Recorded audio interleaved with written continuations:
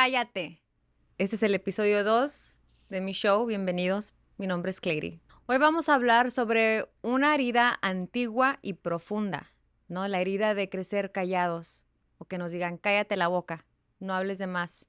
Antes de comenzar, aviso que este contenido en este episodio habla de abuso, silencio familiar y violencia emocional. Si escuchas desde un lugar sensible, cuida de ti. Puedes pausar y volver cuando estés lista o listo. Quiero empezar con una imagen que aún me paraliza cuando la recuerdo. Tenía quizás 7 años y estábamos en la casa de una amiga de mi mamá. Me acuerdo que eran de housing los proyectos, la colonia. Y yo estaba sentada al lado de mi mamá escuchando los chismes de los adultos porque a mí no me gustaba correr afuera, no me gustaba sudar, no me gustaba jugar con los niños. Era típica niña que no le gustaba jugar. Y me fascinaba estar escuchando los chismes y las historias de mi mamá y sus amigas, ¿no? Entonces, ellas estaban platicando y yo dije algo que desde mi mirada de niña o mi punto de vista era la verdad. Le pregunté a mi mamá que por qué no estaba diciendo lo correcto o la verdad y se me quedaba viendo como que cállate, así como que cállate. Y como pues las amigas se dieron cuenta de lo que estaba pasando, ¿no? Pues básicamente la descubrí a mi mamá. Yo creo que ella estaba tratando de mentir, diciendo una mentira piadosa o como para salirse de un compromiso y yo la descubrí, ¿no? Entonces, pues nada, no pasó nada esa noche. Llegamos a la casa, todo bien. A la otra mañana, putazo en la jeta, ¿no? Pero chingazo, o sea, cachetada así horrible que yo no sabía si estaba todavía despierta o no. Pero me acuerdo que me traumó y sentí tan feo y nunca se me olvidó. Nunca se me va a olvidar. Y siempre le digo a mi mamá, ¿te acuerdas cuando me hiciste eso? Y mi mamá me dijo, es que nunca te callabas la boca y te metías en lo que no te importaba. Dije yo, ok. Fue un golpe que me silenció de muchas formas, ¿no? Y aquí quiero aclarar algo muy importante, porque mis palabras son fuertes y sí el momento fue muy fuerte, pero mi mamá no fue una mujer que me dijera siempre que me callara. Nunca me dijo, no digas, nunca me dijo, no hables de más. Al contrario, ella fue la primera persona que me animó a tener personalidad. Y hablando de personalidad, me acuerdo que mi mamá decía, yo he visto a Clary y a Michelle diferente, a mí y a mi hermana, porque las dos tienen personalidad totalmente diferente. Ella siempre nos crió esa personalidad, ¿no? Eh, entonces ella no me decía que me callara. Más bien, yo creo que ahora, reflexionando en lo que pasó, me quería decir, a veces hablar de más te puede meter en problemas. Ahora yo lo veo de esa forma. Ese fue un episodio, fue un reflejo de la vergüenza y de la presión cultural de nuestro entorno también. Era la manera en la que mi mamá la habían enseñado, la habían criado a ella de esa forma, que las niñas no se metieran en conversaciones de adultos. Fue la única vez en mi vida que me castigó físicamente por haber hablado. El resto del tiempo mi voz sí tuvo espacio en la casa, pero afuera, en la escuela, con familia extendida o dentro de mi cultura, ahí sí que todo el mundo quiso que yo me callara. Lo que me dejó esa cachetada no fue solo un dolor físico, fue la lección implícita. Tu voz te puede castigar. Crecimos escuchando frases que parecen inofensivas, como cállate un ratito, no digas eso, no hables de lo que pasa en tu casa, no le andes diciendo a todo lo que está pasando en tu casa, ¿no? Esas frases tienen un efecto acumulativo. No importa si eres niño o niña, el mensaje era el mismo, ¿no? Tu voz estorba, tu verdad incomoda. Muchos niños se criaron de esa forma. Los querían ver, pero no los querían escuchar. En muchas familias, el silencio se convirtió en la herramienta de supervivencia para poder proteger la reputación de la familia, para poder evitar la vergüenza, para mantener la unidad ante el mundo. Lo entiendo, pero también puede ser una prisión. El costo es muy alto.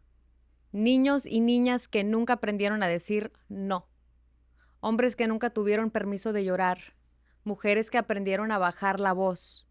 Muchos de las amistades que nosotros tenemos, yo y mi esposo, vamos a sus casas y vemos que los niños se expresan pues sin vergüenza, ¿no? Se expresan como ellos se quieren expresar, piden lo que quieren, dicen lo que tienen que decir. Y yo nunca he escuchado que un papá les diga que se callaran, nunca he escuchado que un papá les evite o les limite las conversaciones con los adultos. Y yo creo que eso falta en nuestra cultura. Aquí hay un mensaje muy importante que tenemos que recordar como adultos. Tenemos que dejar que los niños se expresen, tenemos que dejar que los niños hablen. Porque si ahora la mitad de mis amigos apenas están confesando lo que les pasó de niños, traumados, abusados, emocionalmente, mentalmente, físicamente, sexualmente, y apenas en sus 30 están revelando, ¿no?, la verdad que les pasó en su niñez. Y yo creo que nuestra cultura es una falta de enseñanza, es una falta de respeto hacia los propios niños, no enseñarles cómo decir que no. Si a un niño le enseñamos desde muy chiquito a expresarse, estoy segura que si ese niño o niña se siente incómodo enfrente de un familiar o de un amigo o de enfrente de hasta sus propios papás, va a poder decirlo. Las historias que me han llegado al oído de amigas o de familiares que dicen, mi tío me abusó, mi tío me hizo esto. Pero como en nuestra cultura es mejor ver a los niños y no escucharlos, entonces eso se vuelve como una cadena tóxica. Esos niños crecen sin poder expresarse, crecen sin las herramientas apropiadas para poder desarrollarse como adultos y cría un problema enorme de identidad y de personalidad. Ahora quiero hablar del secreto de Victoria, ¿no? El segmento que escogí para este show, porque Victoria, mi abuela maternal, murió antes de que yo naciera, murió sola, con un cáncer de seno avanzado. Fue enterrada en un lugar que mi mamá nunca supo dónde estaba. A como mi mamá relata la historia, mi mamá se enteró por gente que fue a visitar a su mamá Victoria, que ella estaba en una cama pudriéndosele su seno en carne viva. Ella todavía estaba respirando, viviendo, y su seno podrido, porque nadie la ayudaba, nadie la fue a meter a un hospital, y así murió, ¿no? Fue una persona que también fue silenciada desde muy pequeña, y esa historia se repite, ¿no? Entre todas las familias, en generaciones, se va acumulando esas historias de silencio. Y me acuerdo que mi mamá me platicó que cuando finalmente murió Victoria, ella ni sabía ni se había enterado. Sus abuelos nunca le dijeron. Y cuando ella fue a la escuela, sus amiguitos de la escuela se estaban burlando de mi mamá y le dijeron, ah, ja, ja, ja, tu mamá se murió porque era una prostituta. Y mi mamá en shock, ¿no? Llegó a la casa con sus abuelos y dijo, oye, ¿es cierto que murió mi mamá? Ay, pues sí, ya está muerta. Y no le dieron explicación, no le dijeron dónde, no le dijeron por qué, y que le dijeron, pues es que ese no es asunto de niños. Y ya. Jamás se volvió a platicar, jamás se volvió a decir, jamás volvió a preguntar a mi mamá qué pasó con su propia madre. La sociedad convirtió su vida en una burla, la redujo a un insulto. Pero, ¿y si Victoria huyó a los 13 años? ¿Por qué era abusada en su casa? ¿Y si nunca tuvo opción? ¿Y si ser eso por profesión fue la única manera de sobrevivir para ella? Pues nunca lo sabremos. Nunca la enseñaron a hablar, nunca le enseñaron a expresarse tampoco a ella de chiquita. Ese silencio ha envenenado a todas las generaciones después de Victoria. Mi mamá creció con vergüenza y sin respuestas, y yo heredé la obligación de nombrar lo que nos fue arrebatado. El silencio me expuso a humillaciones en la escuela, me metió en problemas con maestros y directores y otros niños por decir demasiado, me hizo vulnerable a relaciones donde mi cuerpo era usado, Pero también me hizo feroz, me hizo una persona fuerte y cada vez que me callaban sentía dentro de mí un coraje de poder gritar, de poder decir lo que yo quería decir. Hoy lo veo muy claro. El que calla arrastra una deuda interna y esa deuda se paga con ansiedad, con enfermedades, con relaciones rotas. Lo que la cultura nos dice versus lo que necesitamos. Nuestra cultura nos ofrece mantras de que respeta, mantén la familia unida, no ventiles la ropa sucia. Pero la lección que propongo es distinta. La familia no es sinónimo del silencio. La verdad también puede salvar a las familias. Necesitamos enseñarle a los niños nombrar lo que sienten, a decir no con certeza y buscar ayuda. Necesitamos liberar a cada niño y a cada niña de la idea de que hablar es peligroso. Les voy a confesar una historia que nunca he contado y de hecho hace muy poquito se lo conté a mi mamá. Cuando yo estaba muy chiquitita, tenía una prima que jugaba mucho conmigo y básicamente crecimos juntas, pero ella hacía cosas muy extrañas. Me llamaba al cuarto, decía que hiciera cosas como ella quería que yo las hiciera, me decía que la tocara inapropiadamente, me decía que la besara en la boca, hacía que me acostara con ella en la cama de sus papás. Y yo pensaba que estábamos jugando un juego.